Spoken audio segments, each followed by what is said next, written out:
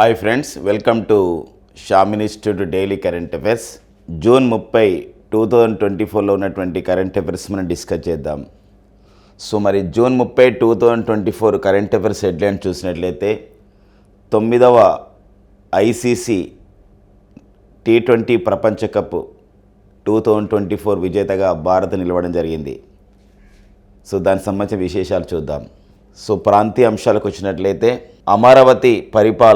అమరావతి పరిపాలన నగరం master plan చేస్తూ ఉత్తర్వులు జారీ చేయడం జరిగింది ఆంధ్రప్రదేశ్ రాష్ట్ర ప్రభుత్వం. కొత్త క్రిమినల్ చట్టాలపైన సమాహార అనే యాప్ని తెలంగాణ పోలీస్ శాఖ విడుదల చేయడం జరిగిందనమాట. ఓకేనా. నెక్స్ట్ వచ్చేసి మనకి ఎన్టీఆర్ భరోసా పింఛన్ల పంపిణీ కార్యక్రమాన్ని జూలై 1, 2024 నుండి జూలై 1, 2024 ప్రారంభిస్తున్నట్లు ఆంధ్రప్రదేశ్ రాష్ట్ర ముఖ్యమంత్రి శ్రీ నారా చంద్రబాబు నాయుడు గారు ప్రకటించడం జరిగింది.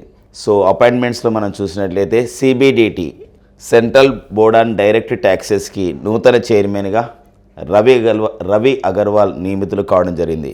నెక్స్ట్ భారత్లో అత్యంత విలువైన బ్రాండ్గా అంటే బ్రాండ్ ఫైనాన్స్ నివేదిక ప్రకారం భారత్లో అత్యంత విలువైన బ్రాండ్స్ ఏవి అని చెప్పేసి ఆ విధంగా ఇవ్వడం జరిగింది.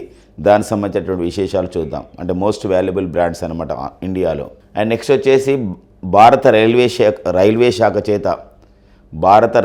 శాఖ చేత తొలిసారిగా సౌర విద్యుత్ ప్లాంట్ను అంటే నీటిపై తేలియాడి సౌర విద్యుత్ ప్లాంట్ని ప్రారంభించడం జరిగింది.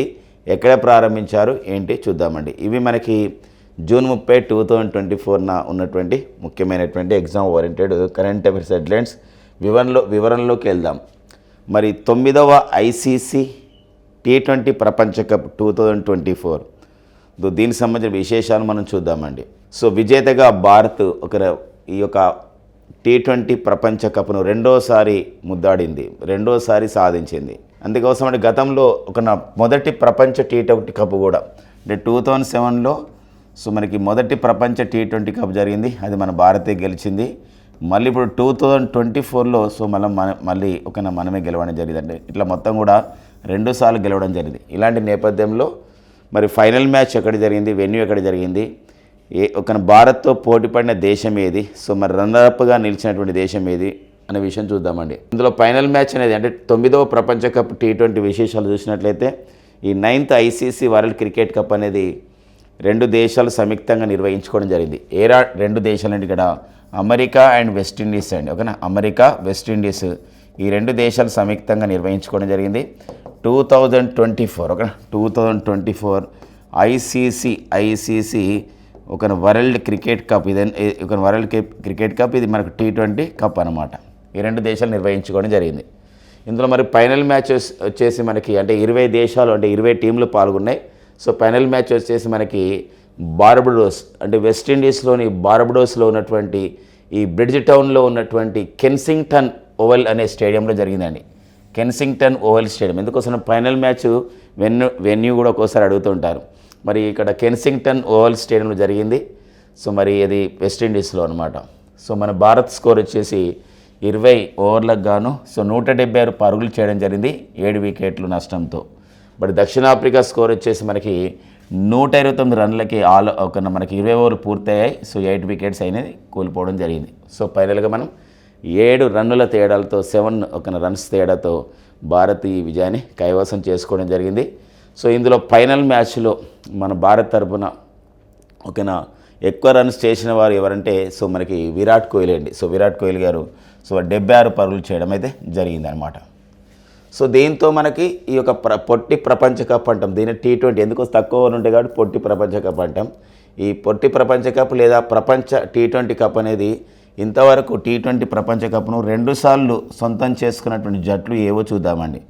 సో మన భారత్ ఇప్పుడు 2007, 2022 సో 2 సార్లు మనం గెలుచుకున్నాం. మరి T20 ప్రపంచ కప్ను 2 సార్లు సొంతం చేసుకున్న జట్లు ఏవంటే ఇక్కడ ఇంగ్లాండ్ 2010, 2022లో సొంతం చేసుకుంది.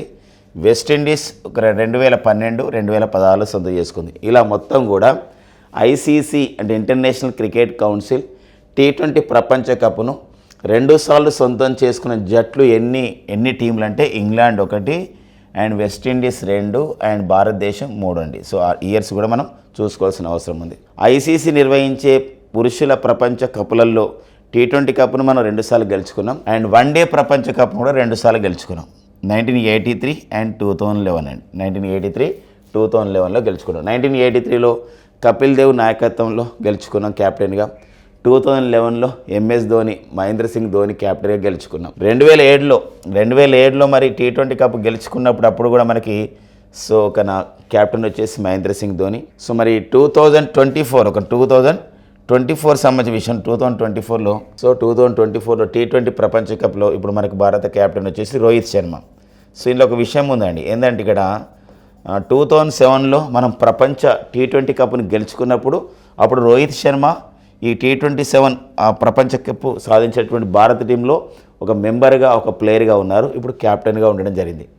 ఇలా 2 ప్రపంచ కప్లకు ఆ విధంగా ఆడినటువంటి అంటే గెలిచినటువంటి వాటికి ఆడినటువంటి భారత క్రీడాకారుడుగా సో రోహిత్ శర్మ గుర్తించబడ్డారనమాట. ఇక మ్యాచ్ అయిపోయిన తర్వాత సో విరాట్ కోహ్లీ అండ్ రోహిత్ శర్మ ఇద్దరు కూడా ఈ యొక్క T20 ప్రపంచ కప్ అయిన నేపథ్యంలో విజయం సాధించిన నేపథ్యంలో సో గతంలో వారు అనుకున్న విధంగా రిటైర్మెంట్ని ప్రకటించుకోవడం జరిగిందనమాట. సో వీడుకోలు పలకడం జరిగింది ఈ T20 మ్యాచెస్కు. ఓకేనా, ఎందుకు వచ్చే తరానికి మనం మరింత మందికి అట్లా అవకాశం ఇవ్వాలనే ఉద్దేశంతో చేశామని చెప్పేసి కూడా ప్రకటించడం జరిగిందనమాట. సో ఈ పాయింట్ మనకి ఇక్కడ ఇంపార్టెన్స్గా ఉంటుంది.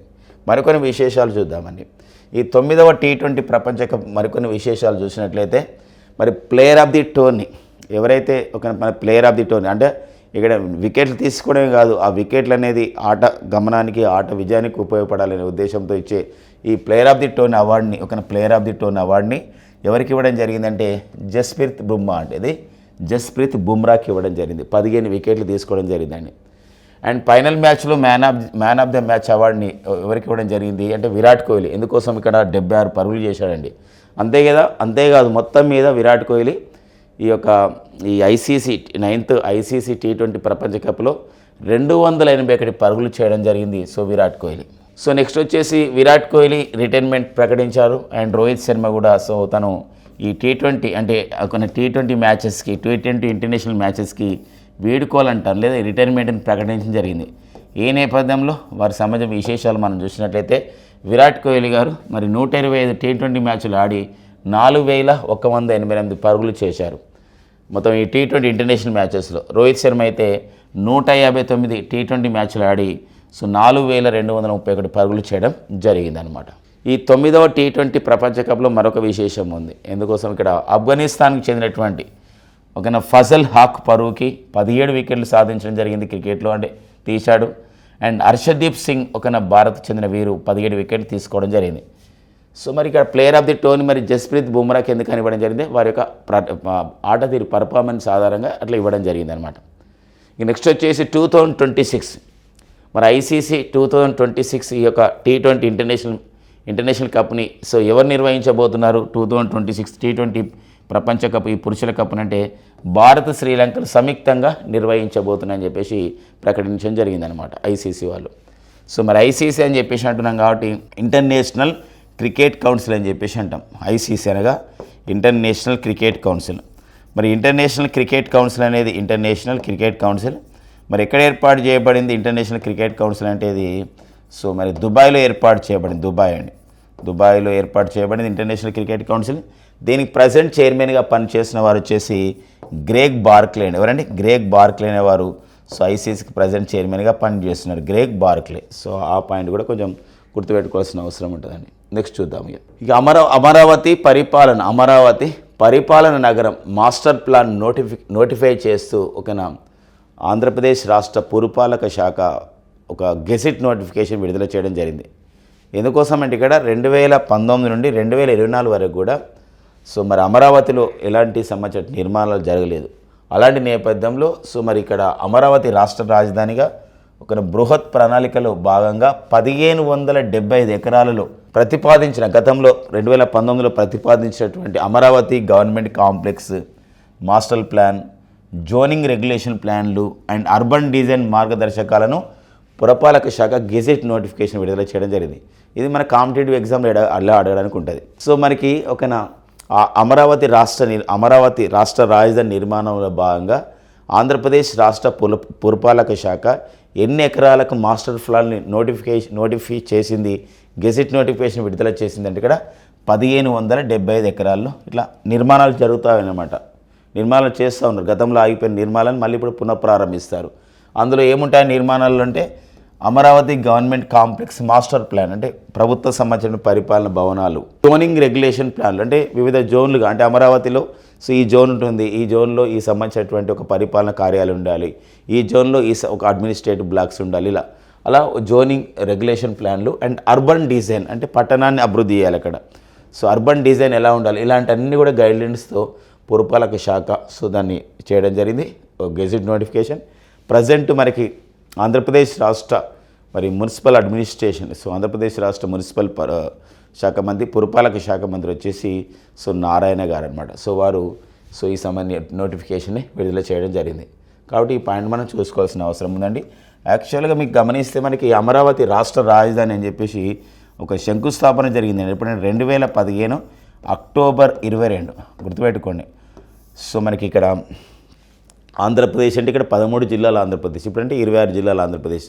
సో 2015 అక్టోబర్ 22న అప్పుడు నారా చంద్రబాబు నాయుడు గారు ముఖ్యమంత్రిగా ఉన్నప్పుడు సో అప్పుడే ఈ యొక్క అమరావతిలో ఉద్దండ రాయునిపాలెం దగ్గర, తూలూరు మండలం ఉద్దండ రాయునిపాలెం దగ్గర ఒక శంకుస్థాపన జరిగింది 2015 అక్టోబర్ 22న. ఈ తర్వాత 2019లో మళ్ళీ అధికారం కోల్పోవడం, మళ్ళీ సో ఇలా ఒక కొత్త ప్రభుత్వం రావడంతో ఈ యొక్క రాజధాని అనేది అమరావతి నిర్మాణం ఆగిపోయింది. మళ్ళీ ఇప్పుడు పునఃప్రారంభించినట్లు అయింది. ఈ నేపథ్యాన్ని కూడా మనం గుర్తుపెట్టుకోవాల్సిన అవసరం ఉంటుందండి. సో నెక్స్ట్ చూద్దాం కరెంట్ అఫైర్స్. సో మరి తెలంగాణ రాష్ట్ర ప్రభుత్వం, తెలంగాణ పోలీస్ శాఖలో పనిచేసినటువంటి, హోంశాఖలో పనిచేస్తున్నటువంటి ఏదైతే ప్రాసిక్యూషన్ డిపార్ట్మెంట్ ఉంటుందో, సో మరి ప్రాసిక్యూషన్ డిపార్ట్మెంట్ ఖచ్చితంగా అవసరం. ఒక వ్యక్తిని ఏదైనా నేరం కింద అరెస్ట్ చేయాలంటే దానికి ఐపీసీ సెక్షన్ ఉంటుంది, సిఆర్పిసి ఇలా అంటూ ఉంటాం. అలాంటప్పుడు ఇప్పుడు మనకేంటంటే సో భారత ప్రభుత్వం ఏం చేసిందంటే కొత్త ఒక క్రిమినల్ న్యాయ చట్టాలను తీసుకొచ్చింది. అవి ఏంటంటే ఇప్పుడు అంటే కొత్త అంటే ఆల్రెడీ ఉన్న వాటిని కొంచెం మార్చేసింది, కొన్నింటి తొలగించింది, కొన్నింటిని మార్చేసింది. ఇప్పుడు మనకి ఐపీసీ ఇండియన్ పీనల్ కోడ్ ఉంది. ఇండియన్ పీనల్ కోడ్ని సో ఇక్కడ భారతీయ న్యాయ సంహితగా భారతీయ న్యాయ సంహితగా పేరు మార్చడం జరిగింది. పేరు మార్చడం ఒకటే కాదు, దాంతోపాటు కొన్ని సెక్షన్స్ కూడా మార్చడం, కొన్నిటిని చేర్చడం జరిగిందనమాట. భారతీయ న్యాయ సంహిత అంటే ఇప్పుడు మనకు ఐపీఎస్ అనకుండా రేపు జూలై 1 నుంచి అని జూలై 1, 2024 నుండి సో ఐపీసీ అనే పదం వాడకుండా మనం ఏం చేస్తామంటే భారతీయ న్యాయ సంహితని వాడతారు పోలీస్ స్టేషన్లో కానీ న్యాయ వ్యవస్థలో. సో కాబట్టి అంటే ఇక్కడ ఈ క్రిమినల్స్ సంబంధించినటువంటి విషయంలో, వాళ్ళకి సంబంధించిన నేరాల విషయంలో మరి భారతీయ న్యాయ సంహిత అంటాం. సిఆర్పిసి అని చెప్పేసి అంటాం, అంటే code of the criminal procedure.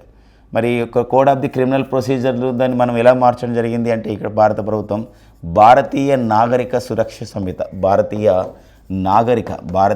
నాగరిక సురక్ష సంహితగా పేరు మార్చడం జరిగింది. సురక్ష సంహిత, భారతీయ నాగరిక సురక్ష సంహితగా, భారతీయ నాగరిక సురక్ష సంహితగా పేరు మార్చడం జరిగింది.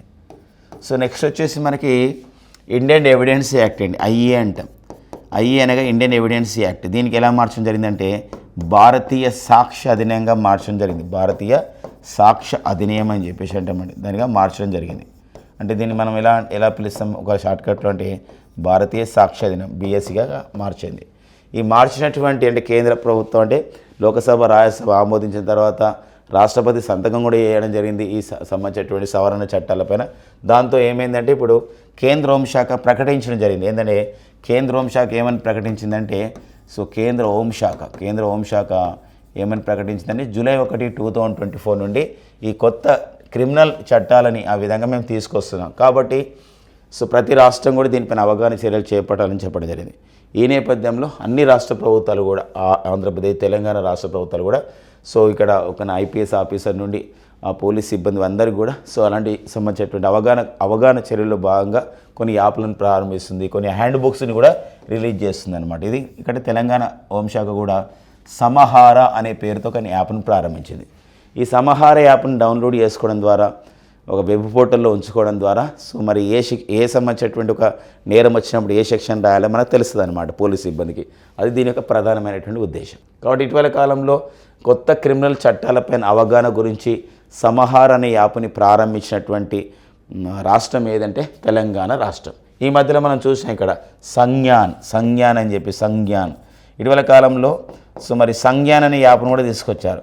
మరి ఈ సంజ్ఞాన్ అనే యాప్ను ఎవరు తీసుకొచ్చారంటే సేమ్ అనమాట, సేమ్ జూలై 1, 2024 ఈ కొత్త క్రిమినల్ చట్టాలపైన, న్యాయ చట్టాలపైన అవగాహన గురించి రైల్వే డిపార్ట్మెంట్ వాళ్ళు, రైల్వే ఒక ప్రొటెక్షన్ ఫోర్స్ వాళ్ళు, ఆర్పిఎఫ్ వాళ్ళు, వాళ్ళ గురించి అవగాహన గురించి కేంద్ర రైల్వే శాఖ ఈ యాప్ను తీసుకురావడం జరిగిందనమాట. ఓకేనా, ఇది ఒక ఇంపార్టెన్స్ విషయాలు తెలుసుకోవాలి. ఇంకా దీనిపైన చట్టాల్లో కానీ ఏమైనా ఉన్నప్పుడు మనం అప్డేటెడ్గా జూలై 1 నుంచి కొన్ని వస్తూ ఉంటాయి, వాటిపైన కూడా రెగ్యులర్ కరెంట్ అఫైర్స్లో డిస్కస్ చేద్దాం. ఇక నెక్స్ట్ వచ్చేసి మనకి ఎన్టీఆర్ భరోసా పింఛన్ల పంపిణీ కార్యక్రమం. సో ఆంధ్రప్రదేశ్ రాష్ట్రంలో గత ప్రభుత్వం మనకి నెలకి అంటే ఇక్కడ మనకి ఈ యొక్క పెన్షన్ల విషయంలో 3,000 రూపాయలు ఇచ్చేది. ఇప్పుడు దానికి 4,000 రూపాయలు పెంచడం జరిగింది.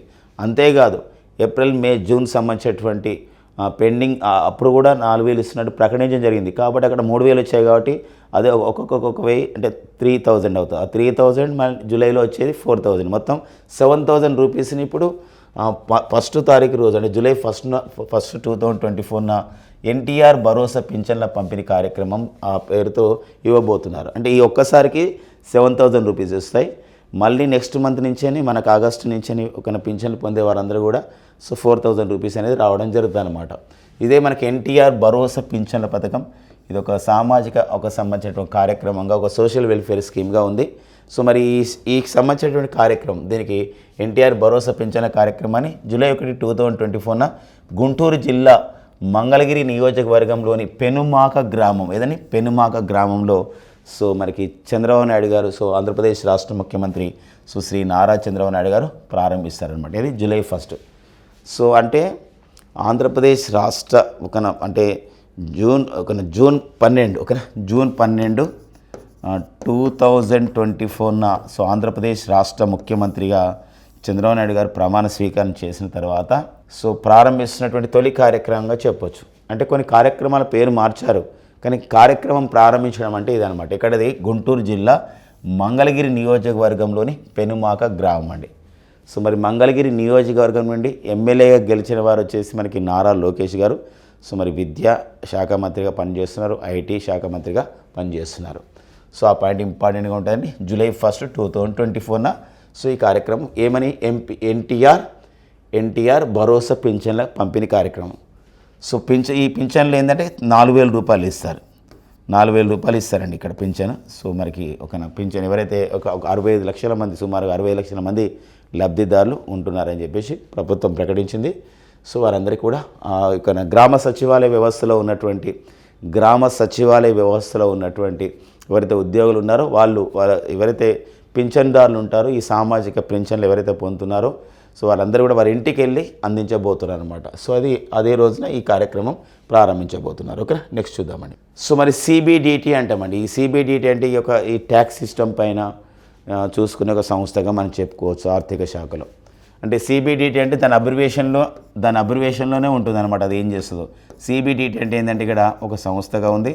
సెంట్రల్ బోర్డ్ అంది డైరెక్ట్ ట్యాక్సెస్ అని అంటాం. అంటే ప్రత్యక్ష పన్నులని ఎలా వసూలు చేయాలి, ఈ జిఎస్టీ విషయంలో కానీ ఇవన్నీ కూడా చూసుకునే సంస్థ సిబిడిటి అని చెప్పొచ్చు అనమాట.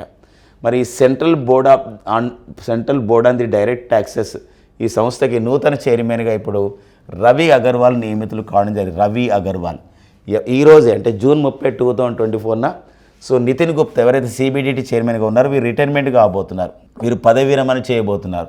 సో మరి నితిన్ గుప్తా అంటే ఇక్కడ జూన్ 30, 2024 మరి నితిన్ గుప్తా రిటైర్మెంట్ అవుతున్న నేపథ్యంలో ఇదే రోజున జూన్ 30, 2024 సిబిడిటికి కొత్త చైర్మన్ ఎవరు నియమితులు కాబోతున్నారు అంటే రవి అగర్వాల్ అండి. ఇలా నియామకాల విషయంలో ఇంపార్టెంట్గా ఉంటుంది.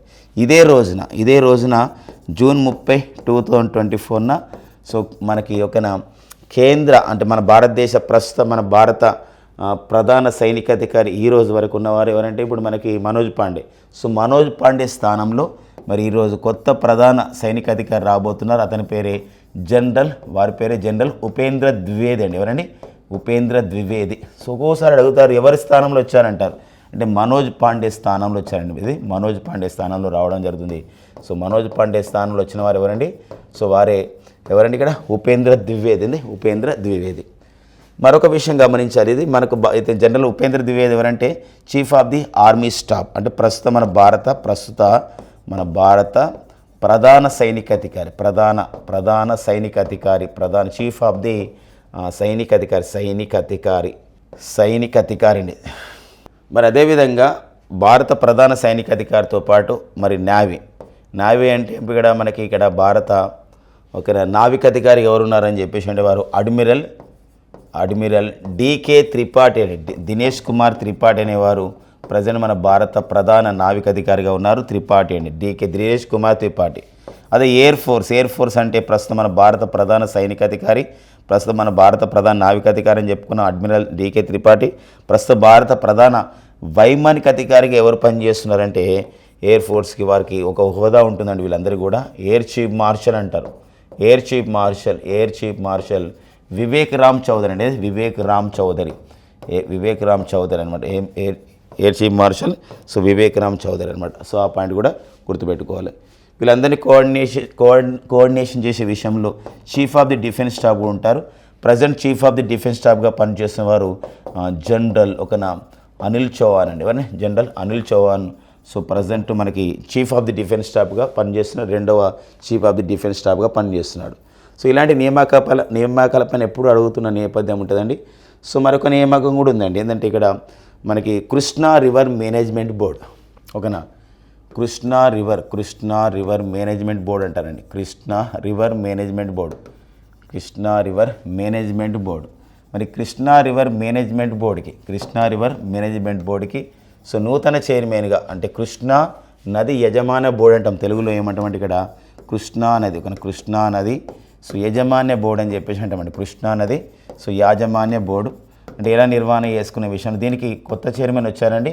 సో ఈరోజు ఒకరు రిటైర్మెంట్ అతని రిటైర్మెంట్ కాబోతున్నారు. శివనందన్ కుమార్ ఉండే యాక్చువల్గా ఎవరుండే శివనందన్ కుమార్. ఈ శివనందన్ కుమార్ ఈరోజు రిటైర్మెంట్ అవుతున్నాడు. సో శివనందన్ కుమార్ స్థానంలో మనకి కృష్ణా రివర్ మేనేజ్మెంట్ బోర్డుకి నూతన చైర్మన్గా ఎవరు నియమితులు కావడం జరిగిందంటే అతుల్ జైన్ అండి. ఎవరండి? అతుల్ జైన్ నియమితులు కావడం జరిగింది అనమాట. అదొక విషయం గుర్తుపెట్టుకోండి. దాంతోపాటుగా మరి కృష్ణా అనేది రివర్ యజమాన్య బోర్డు ఉంటుంది. సో ఇది కొత్త నియామకం. అదేవిధంగా గోదావరి రివర్ మేనేజ్మెంట్ బోర్డు కూడా ఉంటుందండి. GRMB Godavari river management board, Godavari నది యజమాన్య బోర్డు. దీనికి చైర్మన్గా ఎవరున్నారని చెప్పేసి అంటే ఇక్కడ ముఖేష్ కుమార్ సిన్హా పనిచేస్తున్నారు. అంతేకాకుండా ఇవన్నీ నిర్వహణ చేసుకునే విధంగా మరి కేంద్ర జల సంఘం ఉంటుంది. మరి కేంద్ర జల సంఘానికి అంటే సెంట్రల్ వాటర్ కమిషన్ ఉంటుంది. మరి కేంద్ర జల సంఘానికి ప్రజెంట్ చైర్మన్గా ఎవరు పనిచేస్తున్నారని చెప్పేసి అంటే ఖుష్విందర్ సింగ్ ఓహరా అండి, లేదా ఖుష్విందర్ ఓహరా అంటారండి. ఖుష్విందర్ ఓహరా అనేవారు ప్రజెంట్ మన కేంద్ర జల సంఘం చైర్మన్గా ఉన్నారు. ఇవన్నీ ఎవరు చూసుకుంటారంటే జలశక్తి మినిస్టర్ చూసుకుంటారు. మరి ప్రజెంట్ కేంద్ర జలశక్తి శాఖ మంత్రి ఎవరు? మరి జలశక్తి మినిస్టర్ అంటే 2019లో ఏర్పాటు చేశారు ఈ జలశక్తి మినిస్ట్రీని. మరి కేంద్ర జలశక్తి శాఖ మంత్రి ఎవరు పనిచేస్తున్నారని చెప్పేసి అంటే ప్రజెంట్ కేంద్ర జలశక్తి మంత్రి వచ్చేసి వారే మనకి గతంలో అయితే గజేంద్ర సింగ్ షెకావత్ ఉండేవారు. ఇప్పుడు వారి స్థానంలో ఎవరు వచ్చారంటే సిఆర్ పాటిల్ అండి. ఎవరండి? సిఆర్ పాటిల్ మన కేంద్ర జలశక్తి శాఖ మంత్రిగా ఉన్నారన్నమాట. అలాంటి నేపథ్యాన్ని కూడా అపాయింట్మెంట్స్లో మనం డిస్కస్ చేసుకోవాల్సిన అవసరం ఉంటుందండి. నెక్స్ట్ కరెంట్ పేపర్ చూద్దాం. సో బ్రాండ్ ఫైనాన్స్ అనే ఒక సంస్థ ఉంటుంది. ఈ బ్రాండ్ ఫైనాన్స్ అనే సంస్థ ఏ దేశంలో ఎక్కువ వాల్యూ ఉంది అంటే దాని మార్కెట్ క్యాపిటలైజేషన్ ఉంది ఇలా అంచనా వేస్తుంటుంది. అంటే ఆ వస్తువులు ఎక్కువ కొనడం కానీ లేకపోతే దానికి సంబంధించినటువంటి ఒక ఆదాయం అనేది ఎక్కువ ఉండడం కానీ ఇలా ఉంటుంది అనమాట. అలాంటి కంపెనీకి ఏం చేస్తుందంటే మోస్ట్ వాల్యుబుల్ బ్రాండ్స్గా ప్రకటిస్తుంది. మన భారతదేశంలో ఇప్పటివరకు 2024 నాటికి ఈ సంవత్సరం నాటికి ఇప్పటివరకు సో భారత్లో అత్యంత విలువైనటువంటి బ్రాండ్ మోస్ట్ వాల్యుబుల్ బ్రాండ్ ఏంటి అని చెప్పేసి ఈ బ్రాండ్ ఫైనాన్స్ అనే సంస్థ నివేదిక ఇచ్చింది. దీనిలో అత్యంత విలువైన బ్రాండ్ అంటే టాటా గ్రూప్ ఫస్ట్ ప్లేస్లో ఉందండి, ఇన్ఫోసిస్ రెండవ స్థానం ఉంది, HDFC మూడవ స్థానం ఉందండి. సో ఈ పాయింట్ గమనించండి. మార్కెట్ క్యాపిటలైజేషన్ ఉన్నది వేరే. మళ్ళీ అదే మన సంబంధించినటువంటి స్టాక్ మార్కెట్ ప్రకారం అయితే ఎక్కువ మార్కెట్ క్యాపిటలైజేషన్ ఉన్న కంపెనీ అయితే రిలయన్స్ అవుతుంది. కానీ అత్యంత విలువైన బ్రాండ్లో మాత్రం టాటా గ్రూప్ మొదటి స్థానం ఉంటే ఇన్ఫోసిస్ రెండో స్థానం ఉంటే HDFC బ్యాంక్ మూడో స్థానం ఉంది. ఇది మన భారతదేశంలో అత్యంత విలువైన బ్రాండ్ల విషయంలో ఎవరిచ్చారు నివేదిక, పేర్లు ఏంటి మనం చూసుకోవాలండి. ఇక నెక్స్ట్ వచ్చేసి మనకి భారత రైల్వే శాఖ పశ్చిమ కనుమల్లో ఒక ప్రాంతంలో పశ్చిమ కనుమల్లో ఈ వెస్టర్న్ ఘాట్స్లో సరిహద్దులో ఉన్నటువంటి ఇగత్పూరి అనే ఒక ప్రాంతంలో ఒక సరస్సు ఉందని, దాన్ని మనం ఇగత్పూరి సరస్సు అని పిలుస్తాం. ఈ ఇగత్పూరి సరస్సులో ఏం చేశారంటే నీటిపై తేలియాడే సౌర పలకలు అమర్చడం జరిగింది. తద్వారా నీటిపై తేలియాడే సౌర విద్యుత్ ప్లాంట్ని ఏర్పాటు చేసుకోవడం జరిగింది. ఫస్ట్ టైం అన్నమాట మన భారతదేశంలో ఒక రైల్వే శాఖ చేత, మన యూనియన్ రైల్వే మినిస్ట్రీ చేత నీటిపై తేలియాడే సౌర విద్యుత్ ప్లాంట్ని ఏర్పాటు చేయడం తొలిసారిగా నీటిపై తేలియాడే సౌర విద్యుత్ ప్లాంట్ని ఫస్ట్ టైం ఎక్కడ ఏర్పాటు చేశారు? వెస్టర్న్ ఘాట్స్లో. ఇది మనకి పశ్చిమ కనుమలు అని చెప్పేసి అంటాం, మన భారత పశ్చిమ కనుమల్లో. అండ్ ఇగత్పూరి సరస్సు పైన ఏర్పాటు చేశాం. ఇది 10 మెగావాట్స్ సౌర విద్యుత్ని ఇది ఉత్పత్తి చేస్తుంది, నీటిపై తేలియాడే సౌర విద్యుత్ ప్లాంట్ అండి. ఒక వెరీ ఇంపార్టెన్స్గా ఈ సంబంధించిన విశేషం మనం చూసుకోవాల్సినటువంటి అవసరం ఉందండి. ఎందుకోసం ఇట్లా అడుగుతుంటాడు, ఎందుకోసం సౌర విద్యుత్ అనేది మనకి అంటే ఇది ఒక కర్బన ఉద్గారాలను విడుదల చేయని ఒక సంబంధించిన విద్యుత్గా ఉంది, ఒక భవిష్యత్ అంతా దీనిపైననే ఉంటుంది. కాబట్టి ఈ మన భారత రైల్వే శాఖ తొలిసారిగా ఇలాంటి సంబంధించిన కార్యక్రమం నిర్వహించింది కాబట్టి అడగవచ్చు. భారత రైల్వే శాఖ చేత తొలిసారిగా నీటిపై తేలియాడే సౌర విద్యుత్ ప్లాంట్ని ఎక్కడ నెలకొల్పడం జరిగింది అని చెప్పేసి అన్నప్పుడు అది పశ్చిమ కనుమల్లో నెలకొల్పడం జరిగింది. అలాంటి నేపథ్యం. మరొక విషయం గమనించండి, మన ఆంధ్రప్రదేశ్ తెలంగాణ రాష్ట్రాలు కూడా నీటిపై తేలియాడే సౌర విద్యుత్ ప్లాంట్లు ఉన్నాయండి. రామగుండంలో ఒకటి ఉంటుంది, పెద్దపల్లి జిల్లా రామగుండం అండి. పెద్దపల్లి జిల్లా రామగుండంలో, తెలంగాణ రాష్ట్రంలో పెద్దపల్లి జిల్లా రామగుండంలో ఎన్టీపీసీ వాళ్ళు, నేషనల్ థర్మల్ పవర్ కార్పొరేషన్ వాళ్ళు నీటిపై తేలియాడే సౌర విద్యుత్ ప్లాంట్ నెలకొల్పడం జరిగింది. ఇది 100 మెగావాట్ల సౌర విద్యుత్ ప్లాంట్. మరి అదే ఆంధ్రప్రదేశ్ రాష్ట్రంలో విశాఖలో సింహాద్రి థర్మల్ స్టేషన్లో ఎన్టీపీసీ చేత నీటిపై తేలియాడే సుమారు 20 మెగావాట్ల ఒక సౌర విద్యుత్ ప్లాంట్ కూడా నెలకొల్పడం జరిగిందనమాట. సో ఆ పాయింట్ కూడా గుర్తుపెట్టుకోవాలి. ఇక భారతదేశంలో చాలా ప్రాంతాలు కూడా నీటిపై తేలియాడే సౌర విద్యుత్ ప్లాంట్ నెలకొల్పుతున్నారు. రైల్వే శాఖ చేత మాత్రం ఫస్ట్. ఈ రైల్వే అని చెప్పేసి అంటున్నాం కాబట్టి ప్రజెంట్ యూనియన్ రైల్వే మినిస్టర్గా ఎవరున్నారు? రైల్వే మినిస్టర్ అండ్ ఒక ఐటీ అండ్ ఎలక్ట్రానిక్స్ మినిస్టర్గా అయితేనే పనిచేస్తున్నారు. అండ్ ఇన్ఫర్మేషన్ బ్రాడ్కాస్టింగ్, సమాచార ప్రసార శాఖ మంత్రి కూడా ఇతనే పనిచేస్తున్నారు.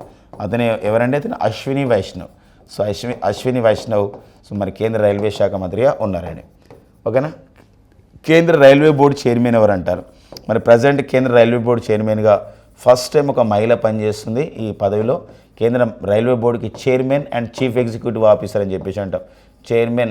చైర్మన్ లేదా chairperson or chairperson and chief executive ఆఫీసర్గా పనిచేస్తున్న వారు వచ్చేసి ఎవరంటే వారి జయవర్మ సిన్హా అండి. ఎవరండి? జయవర్మ సిన్హా. సో ఈ పదవిని చేపట్టినటువంటి తొలి మహిళగా, కేంద్ర రైల్వే బోర్డు చైర్పర్సన్ పదవి చేపట్టిన తొలి మహిళగా, CEO పదవిని చేపట్టిన తొలి మహిళగా ఉన్నారనమాట. ఓకేనా. నెక్స్ట్ చూద్దామండి. RIMPAC exercise 2024. So Pearl Harbor Hawaii. Pearl Harbor మనకు గుర్తుంది మీ అందరికీ కూడా, పియర్ల్ హార్బర్ అంటారు. ఇది ఒక మనకు సముద్ర పసిఫిక్ ప్రాంతంలో ఉన్నటువంటి ఒక ప్రాంతం అండి పియర్ల్ హార్బర్. ఇది మనకి 2వ ప్రపంచ యుద్ధ కాలంలో జపాన్ ఈ యొక్క అమెరికాలోని ఈ పియర్ల్ హార్బర్ పైన దాడి చేయడం జరిగింది. ప్రతి దాడిగానే అమెరికా 1945 ఆగస్టు 6 అండ్ 9న హిరోషిమా నాగసాకి పైన అణుబాంబు దాడి జరిపిందనమాట. ఇప్పుడు ఆ ప్రాంతంలోనే రింప్యాక్ ఎక్సర్సైజ్, ఒక ప్రపంచంలోనే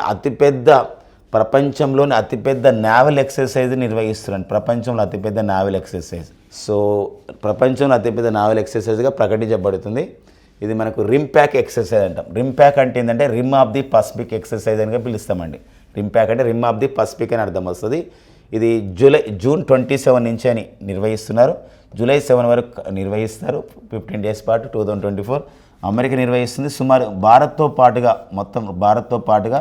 69 దేశాలు ఇందులో పాల్గొంటున్నాయి అన్నమాట. మన భారత్ తరపున మన భారత నావికా దళానికి చెందినటువంటి INS శివాలిక్ అనే ఒక ఓడ ఇందులో పాల్గొంటుంది, షిప్ అనేది పాల్గొంటుంది. ఆల్రెడీ INS శివాలిక్ అనేది సో మనకి ఈ మధ్యలో మనకు జైమెక్స్ విన్యాసాలు జరిగలేదు, జిమెక్స్ అని చెప్పేసి అంటాం. ఈ జిమెక్స్ విన్యాసాలు 2024 మనకు జపాన్ నిర్వహించింది.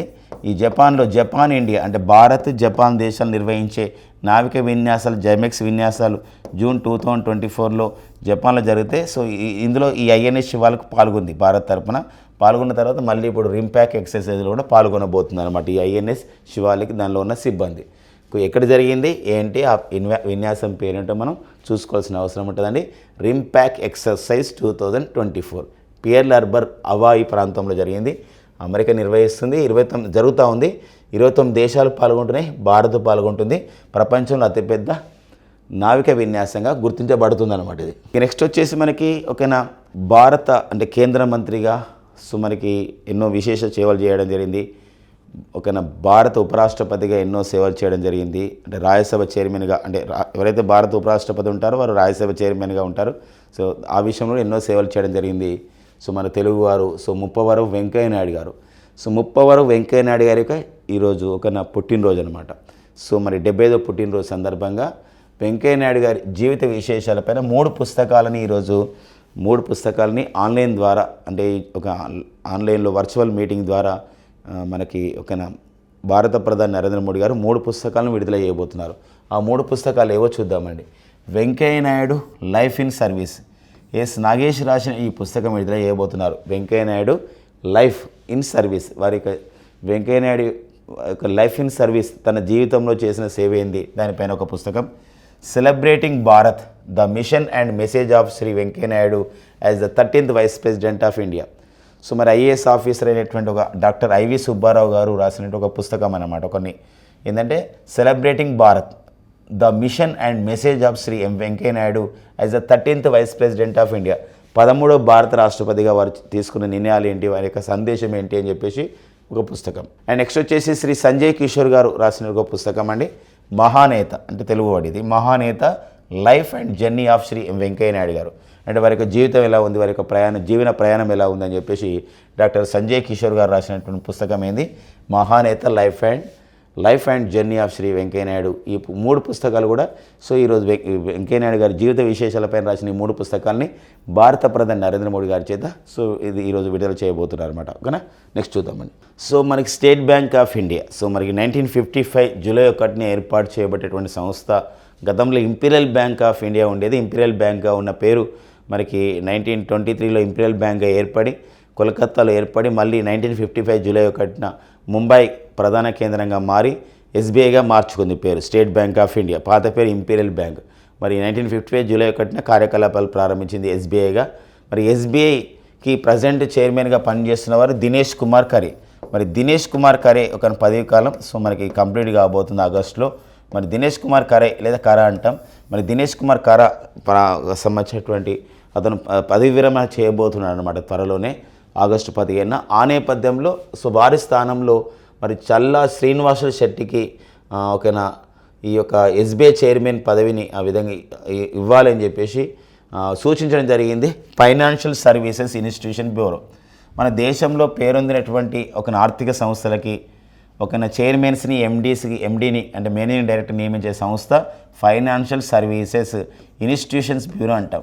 ఒకప్పుడు నేషనల్ బ్యాంక్స్ బ్యూరోగా పిలిచేవారు, దాని ఇప్పుడు ఫైనాన్షియల్ సర్వీసెస్ ఇన్స్టిట్యూషన్ బ్యూరో అని పెట్టడం జరిగింది. వీళ్ళు ఎవరైతే సూచిస్తారో ఆ సూచించిన వాళ్ళని ఏం చేయాలంటే ఈ యొక్క క్యాబినెట్ నియామకాల కమిటీ ఉంటుంది, ప్రధానమంత్రి నేతృత్వంలో క్యాబినెట్ నియామకాల కమిటీ ఉంటుంది. సో మరి ఒక క్యాబినెట్ అపాయింట్మెంట్ కమిటీ అనమాట. ఒక అపాయింట్మెంట్ కమిటీ అంది క్యాబినెట్ అని చెప్పేసి అంటాం. అలాంటి కమిటీ మరికి ప్రధానమంత్రి నేతృత్వంలో కమిటీ ఇది త్వరలోనే నియమించే అవకాశం ఉందని చెప్పడం జరిగింది. జనరల్గానైతే ఫైనాన్షియల్ సర్వీసెస్ ఇన్స్టిట్యూషన్ బ్యూరో వాళ్ళు సూచించిన పేరును జనరల్గా ప్రధానమంత్రి నేతృత్వంలోని మంత్రిమండలి ఏం చేస్తుందంటే ఆమోదిస్తుంది అనమాట క్యాబినెట్ నియామకాల కమిటీ. సో ఇది కూడా ఆమోదించే అవకాశం ఉంది. మరి తెలుగు అధికారి అయినటువంటి చల్లా శ్రీనివాసులు శెట్టి మరి ఎస్బీఐ పగ్గాలని చెప్పేసి ఈరోజు ప్రధానంగా చాలా న్యూస్ పేపర్లో రావడం జరిగిందనమాట. సో ఒకవేళ మరి ఇతను ఒకవేళ మనకి ఆ అపాయింట్మెంట్ కమిటీ ఏదైతే ఉందో కేంద్ర మంత్రిమండలిలో ఉన్నటువంటి ప్రధానమంత్రి నేతృత్వంలో ఉన్నటువంటి అపాయింట్మెంట్ కమిటీ ఈ నియామకాల కమిటీ ఆమోదిస్తే ఒక రికార్డ్ అనమాట. తెలుగు అధికారి చల్లా శ్రీనివాసులు శెట్టి ఎస్బీఐకి చైర్మన్ కాబోతున్నారు. మరి ప్రజెంట్ వీరు ఎస్బీఐలోనే పనిచేస్తున్నారు. సో మరి 1980sలోనే ఎస్బీఐలో ప్రొబేషన్ ఆఫీసర్గా పీఓగా చేరినటువంటి చల్లా శ్రీనివాసులు శెట్టి వీరు ఉమ్మడి మహబూబ్నగర్ జిల్లా, ప్రస్తుతం జోగులాంబ గద్వాల జిల్లా అంటామండి. జోగులాంబ గద్వాల జిల్లా పెద్ద పోతులపాడు గ్రామానికి చెందినవారు. సో వీరు ప్రజెంట్ ఎస్బీఐలో ఎండీగా పనిచేస్తున్నారు. అంతర్జాతీయ బ్యాంకింగ్, గ్లోబల్ మార్కెట్స్, టెక్నాలజీ విభాగానికి ఎండీగా పనిచేస్తున్నారు ఎస్బీఐకి. సో వారు త్వరలోనే మరి మంత్రిమండలి ఆమోదించింది అనుకోండి, క్యాబినెట్ నియామకాల కమిటీ ఆమోదిస్తే వారు ఎస్బీఐ చైర్మన్గా అవకాశం ఉంటుందన్నమాట. సో ప్రజెంట్ అయితే అంటే ఇది ఆగస్టు 15 నుండి అమల్లోకి వస్తాయి అయినా కూడా సో అప్పటి వరకు అయితే ఎవరు ఉంటారంటే ఎస్బీఐకి చైర్పర్సన్గా ఎవరున్నారండి, దినేష్ కుమార్ ఖరా. సో వారు ప్రజెంట్ ఎస్బీఐ చైర్మన్.